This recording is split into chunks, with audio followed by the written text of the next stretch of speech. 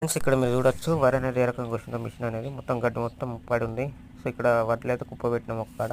So మీరే చూడొచ్చు. ఇటు సైడ్ వచ్చేసి మనకు ట్రాక్టర్ కేసర్ అయితే వడ్లు పడుతుంది. సో ఇటు సైడ్ వచ్చేసి మనకు హార్వెస్టర్ అయితే వరికి వస్తుంది. మీరే చూడొచ్చు. అంటే రెండు ఒకటేసారి వచ్చాయి అన్నట్టు ఈ ఇయర్. సో లాస్ట్ టైం వచ్చేసి మనకు ట్రాక్టర్ కేసర్కే సో వేసేవారు అన్నట్టు దాదాపు. కాకపోతే ఈసారిగా కొంచెం ఈజీ అవుతుందని ఇంకా హార్వెస్టర్ కూడా వేస్తున్నారు. లాస్ట్ టైం కాదు, లాస్ట్ టైం కూడా హార్వెస్ట్ వచ్చింది. కాకపోతే ఈ సైడ్ వచ్చేసి మనకు రాలేదన్నట్టు.